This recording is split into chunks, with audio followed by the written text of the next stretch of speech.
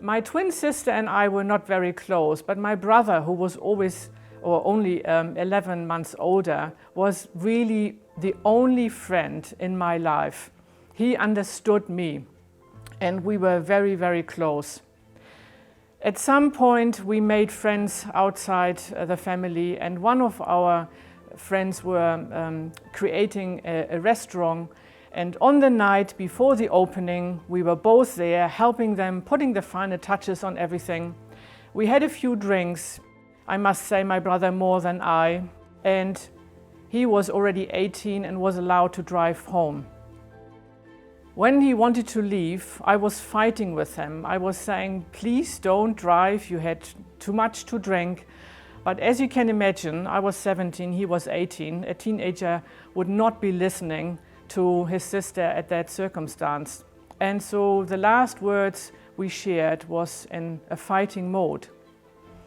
The next morning he wouldn't come to the restaurant opening, so in those days we didn't have cell phones. I tried to ring home and nobody was answering. In fact, the phone line was cut off. I rang someone else close by and they just said to me, come home immediately.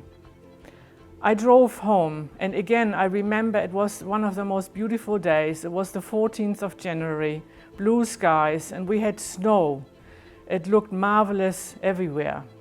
I drove around the corner to our home and was greeted by black and smoke. My family home had burned down, and my brother was in it. And I can tell you, I was not prepared for the pain that I experienced at that time. All the stuff that I lived and experienced up to that point was nothing in comparison to the deep black hole and the physical pain I experienced. I had no support. I was 17 years old. I moved already out. I didn't have a relationship with my father nor my mother. And I learned over time that what I did in that time, I was swallowing down all my feelings. I was not living that grief. I kind of became a really angry person. And I thought about this morning about grief.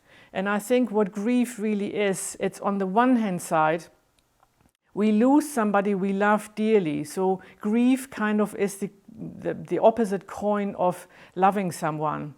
But what came to me this morning was really grief is also kind of the inability to love completely. So the tap that I sent love to my brother all the time was kind of turned off, and I couldn't release that love anymore. And that turned me into a really angry kind of person at the time.